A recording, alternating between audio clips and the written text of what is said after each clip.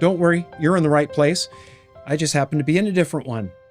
We're going to get to our study in Ephesians, but I need to first explain why I'm here in this setting. When I retired as the lead pastor at Calvary Chapel in Oxnard a few months ago, I joined the ministry of Enduring Word. I'll talk about that in just a minute. If you followed me on YouTube, you know that I started the Into His Image channel a while ago.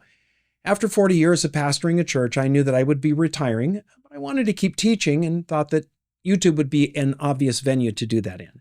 And so I started the Into His Image channel. But then the board of Enduring Word, of which I was a member, invited me to join in the day-to-day work of the ministry full-time. And while the outreach of Enduring Word is broad, it's really centered on the free online Bible commentary, Every Verse of the Bible, both Old and New Testaments, by David Guzik. The Enduring Word commentary is the preferred commentary that visitors of the well-known Blue Letter Bible use. We have translated, or we're in the process of translating, David's commentary into a dozen of the most used and strategic languages of the world. The commentary is also available in printed book form. Now, alongside the Bible commentary is a vast and growing library of Pastor David's teaching and preaching on video, audio, and social media. Enduring Word has a weekly live question and answer program, also has a popular mobile app. Now, across all of our platforms, we have about 18 million users per month, with more joining each year. So the Enduring Word board asked if I would come on and assist in the growing needs of the work. And so here I am in our new studio. We just got this. David and I have been making videos in our homes, but we recognize the need to nail down something that would be a bit more appropriate for the growth of the work. So we have two sets here in this building. This one that I'm in for a single presenter and another for a couple of people in more of a discussion format, which we're going to be doing shortly on the Enduring Word YouTube channel. So I'm going to be making my videos here, both for Enduring Word and for my YouTube channel, Into His Image. Okay, enough of that. Let's get back to our study in Ephesians. Now, this is a true story. In 1964, there was a minor military conflict between Malaysia and Indonesia.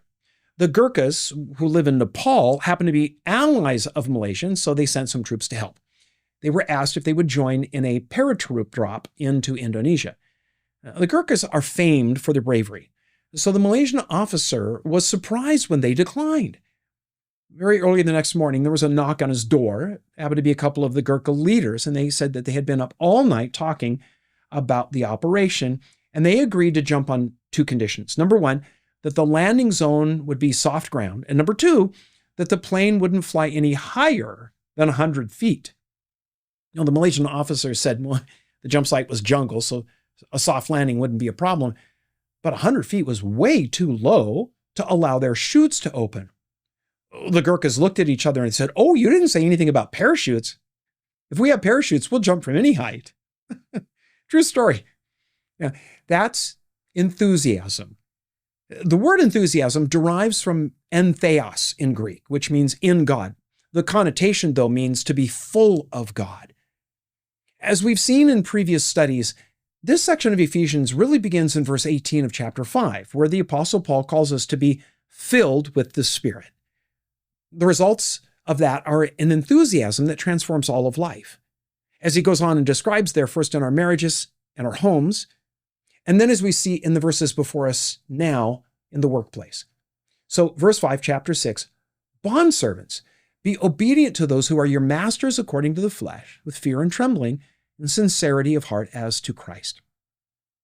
And we need to go in two directions with this. First, it's practical application in our jobs. But then second, we need to do some apologetics in regard to slavery, because the word translated as bondservants here is literally slaves. And it becomes something that skeptics love to use to condemn this passage. Probably aware that critics slam the Bible in general, and the Apostle Paul in particular, for how slavery is handled. They say that Paul ought to have condemned it here. Instead of calling slaves to obey, he ought to have rallied them to rebel.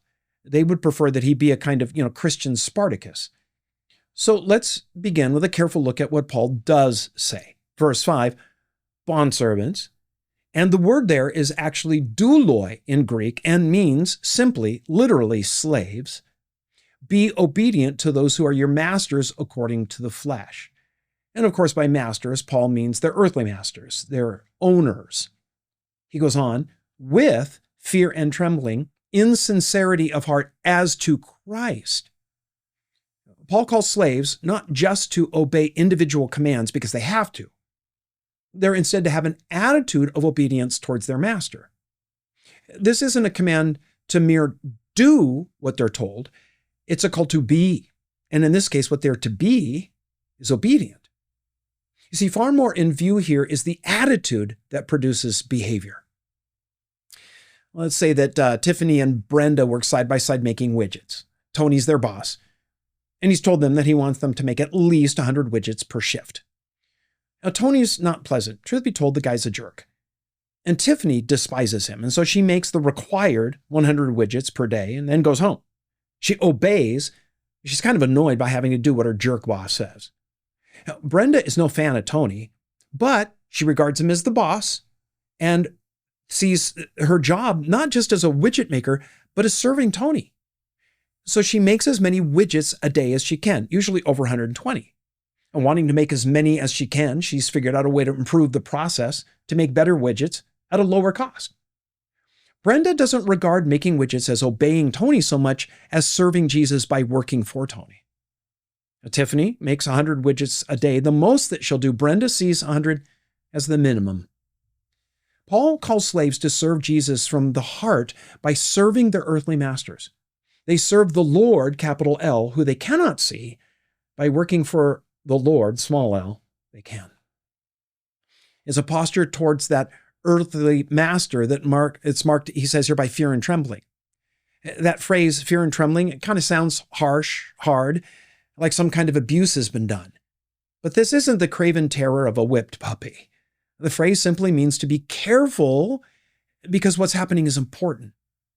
Researchers, scientists who handle polonium, they do so with fear and trembling because it's highly radioactive.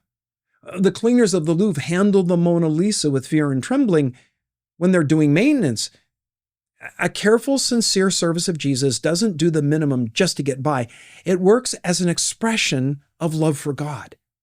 He goes on in verse 6, not with eye service as men pleasers, but as bondservants of Christ, doing the will of God from the heart. Eye service is the minimum that's required just to pass inspection. It isn't so concerned with a job well done as it is getting out of work. It's the proverbial sweeping the dirt under the carpet or, cleaning up the room by just throwing it all in the closet. Work is different when it's done for God because we know, he's always watching and he's promised to reward the faithful. What Paul penned here in verse 6 became the motto of the cathedral builders of Europe. They constructed amazing monuments to the glory of God. And they're so well made, most of them are still standing hundreds of years later.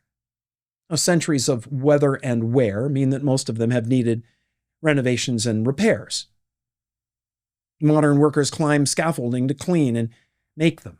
And they discover that some of the finest work of medieval craftsmen was done way up high in the dome, in niches that no one standing far below would ever see. Those original masons and carpenters assumed no one would see it but God. So that's where they did some of their best work, because they did it as an act of worship to Him. We read on in verse 7, with goodwill, doing service as to the Lord and not to men, knowing that whatever good anyone does, he will receive the same from the Lord, whether he's a slave or free. And that phrase, in doing service, is literally slaving. We talk about slaving away at some mindless chore and a menial, thankless task. For actual slaves, slaving just meant work. Far from being bummed out about being a slave, Paul says that they can make their labor work for Jesus. Now, they may get no thanks from an earthly master, but God will reward them. God rewards the service that we render to Him. The story is told of a missionary who was returning home after 40 years on the field. And on the ship with him was President Teddy Roosevelt returning from one of his famous safaris. As the ocean liner pulled into the docks at New York, thousands of people were on the wharf cheering. Bands played, reporters waited, and everyone was crying out, "Welcome home, Teddy." Well, the missionary was standing at the railing of the ship looking at all of this. He turns to his wife and he says, I'm a little bitter. After 2 weeks of big game hunting, Teddy Roosevelt receives a hero's welcome because he killed a couple of animals? We spent 40 years in Africa, laying down our lives to help people. No one's here to welcome us home. Later that night, as he pondered the day's earlier events, he sensed God say, "But you're not home yet." Paul wrote this to a church comprised of both slaves and freemen. The gospel appeals to people across all social and ethnic boundaries. The early church was a mixture of men and women, poor and wealthy, educated and illiterate. Congregations had slaves and their masters worshiping side by side. Whatever distinctions society put on people were left at the door. In fact, some slaves, by gifting and calling, were elders and pastors, their master under their spiritual authority. Oh, but when they left the gathering, pastor was slave once more and took direction from his master. When we first started pastoring Calvary Chapel in Oxnard, I worked for one of the members. He attended our little church. He helped lead worship. On Sundays and in our midweek study, I was his pastor, his spiritual leader. But on Monday mornings, I was his employee and I did what he said. There was never any conflict or question about our relationship. He respected me as his pastor and I honored him as my boss. An important caveat needs to be brought in now. In our last study, in the command that children obey parents, we saw that obedience does not mean that they can be commanded to sin. In verse 1, Paul says, "Children, obey your parents in the Lord, for this is right." When obedience to God and man collide, God always wins. Now, the same applies to the slave-master or employee-employer relationship. 4 times in verses 5 through 8, Paul says that our work is first and foremost to and for the Lord. If and when an employer requires us to sin as a condition of employment, obedience to God wins. Well, we're going to turn now to deal with the challenge of the critic who denounces Paul for not condemning slavery in this passage. In the first century, when this was written, there were an estimated 60 million slaves in the Roman Empire. In most large cities, slaves numbered 1 out of every 3 people, and in some places, they were half the population. Legally, slaves were property. They were owned by their master. But in reality, most people regarded a slave as a human being and treated them as such. Yes, some masters were cruel, but the majority treated slaves relatively well. After all, it made sense to. They were valuable, and they worked better if they were treated well. So let's clear something up. I'm speaking as an American to mostly an American audience, but even many Europeans will find themselves in the same mode of thinking. When we ponder slavery, we tend to think of the kind of slavery that was practiced in the 18th and early 19th centuries in the United States and some places in Europe, known as plantation slavery. Historically speaking, that was a rather unique form of the infernal institution. For most of history, slaves were too expensive for the average person to afford. If they could afford it, they owned 1 and at most 2. Because of their close association with the families that they served, they ended up becoming a part of the family. And if not legally, at least that's the way they were treated. Now, yes, there were times when that kind of normal slavery was upended and things got really bad for slaves. That's when the conquest of a region meant that the slave market was glutted and the price of slaves dropped, allowing the wealthy to purchase many of them to work their expansive estates and fields. People who couldn't usually afford a slave were then able to, and being poor themselves and used to being mistreated by the upper classes, they would sometimes take it out on their slaves. But those periods were relatively few in history. Sadly, I must say that was the situation of the first century when Paul penned this. Rome's conquest had made for a depressed slave market where men and women were sold on the cheap. And that cheapness in price influenced the way people valued them and so treated them. But because slaves often did become close to their owners, they were sometimes freed after serving for many years. In fact, history tells us of numerous one-time slaves who obtained their freedom and went on to be well known to history. To name just a few, Epictetus was born into slavery in Hierapolis, who after gaining his freedom became one of the most important of the Stoic philosophers. In fact, his Enchiridion continues to be studied by students today. Tiro, the famous Cicero's personal secretary, was freed and became famous for the system of shorthand that he developed and the many biographies that he wrote. You've heard of Aesop, Aesop's fables? He was a slave that gained his freedom in ancient Greece. Andronicus Livius was a freed slave who became Rome's first known poet and playwright. He translated Greek works into Latin and helped establish classic Roman literature. Sometimes in places of the ancient world, slaves could own property, they could conduct business, and over time they could even raise enough money to buy their own freedom. So in 1 Corinthians chapter 7, Paul urges slaves to obtain their freedom if they're able to. At their death, wealthy Romans would often stipulate that their slaves were to be emancipated. So much so that by the time of the Emperor Augustus, it was so common, he passed a law prohibiting it because now homeless, freed slaves were clogging the streets of Rome.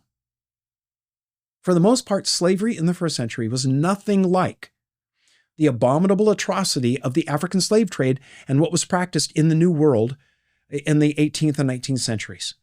No, in the ancient world, slavery was the norm. Slaves were the workforce, the economic engine of society. There was no concept of how things would work without slavery. That world was as dependent on slaves as we are on machines. And that's the background to what we read here. Understand that a society-wide abolition of slavery was nowhere in sight for those to whom Paul wrote. The idea was utterly foreign. It would have been considered crazy, and those that proposed it dismissed as loons. Because pagans immersed in Greco-Roman society simply had no concept for the biblical sanctity of life. They didn't know that human beings were created in God's image. There was no such thing as individual rights to life, liberty, and the pursuit of happiness. All of that eventually came about as a result of a little group of Jesus followers who showed a better way to live. Their numbers grew, with more and more coming to believe that all life was sacred. The idea that all people, including slaves, bear the image of God transformed the way that people regarded one another. They embraced the gospel with its message that God loves the whole world and sent his son to die for all, whether free or slave. Now, over time, that idea that started out with just a handful transformed the world. But if in the mid-first century, when Paul penned this, he and the other apostles of that tiny, misunderstood, new religious movement called Christianity had staged a campaign to end slavery, they'd have been rejected out of hand, locked up as dangerous radicals trying to foment yet another uprising. The apostles knew lasting reform comes by personal transformation through the power of Christ. It's the gospel that changes hearts. Slavery did eventually come to be regarded as evil because of that change. Most leaders of the 18th century abolitionist movement were Christians. For modern skeptics to criticize Paul for what he says here reveals an egregious ignorance of history. It's the arrogance of now, as C.S. Lewis called it, the chronological snobbery, of judging the past by the values of today. It's assuming that just because we live now, we're better, smarter, even more human than those who came before. No, it's the lives and experiences of the past that are the forge of our values. Too many today are infected with this arrogance of now. It's not fair to judge people who lived 1,000 or 2,000 years ago by the values of today, values that have been shaped by the influence of the gospel in society. The truth is, God's word, consistently applied by Jesus' followers, sparked the transformation of society that abolished slavery. And it all came from the change that takes place when we're born again, a change that Paul assumes fuels his readers, and so he calls them to live it here. The proof that he was blowing the doors off the conventional thinking of his time is what we read next, verse 9. And you, masters, do the same things to them, giving up threatening, knowing that your own master also is in heaven, and there's no partiality with him. The message to masters is briefer because, in essence, he says ditto to what he'd said to slaves. Now, if slaves are to serve God by honoring masters with diligent and quality work, those masters are to serve God by honoring their servants, by taking care of them rather than advantage of them. They must cease threatening their workers, using fear and intimidation, because that's not how God motivates us. Paul reminds them one day they will stand before their master and give account for how they have served him. As Jesus said, the measure that we use with others is the measure that will be used with us. Nicholas Herman lived in 17th century France. Being poor, he joined the army, But an injury forced him into early retirement. One day while praying, the grace of God so overtook him that he decided to become a monk. But he was pretty bad at whatever task he was assigned in the monastery, so they gave him the lowest job, which was dishwasher. Thankfully, he excelled at that. In fact, he washed pots and pans and dishes with such delight, the other monks came to watch. His wash station became an altar of peace and worship that others, they sensed the presence of God at. Word got out, and soon others traveled to the monastery near Paris just to watch the brother at his sink. Of what he learned at his altar sink, Nicholas wrote this, quote, "Men invent means and methods of loving God. They learn rules and make plans to remind them of the duty of devotion to God. It becomes a world of trouble to bring oneself into the consciousness of God's presence. Yet it could be so simple. Is it not quicker and easier just to do our daily work wholly for the love of Him? It is not needful that we should have great things to do. We can do little things for God. I turn the cake that's frying on the pan for the love of Him, and that being done, if there's nothing else to do, I prostrate myself and worship before Him, who has given me grace to work. Afterwards, I rise happier than a king. It's enough for me to pick up a straw from the ground for the love of God." Unquote. We know Nicholas Herman by his monk's name, Brother Lawrence. His writings, which were scattered on bits of parchment, were collected and compiled into one of the great classics of the Christian faith, The Practice of the Presence of God. Brother Lawrence simply stepped into the spirit of what we find in these verses. May God's grace see us do the same.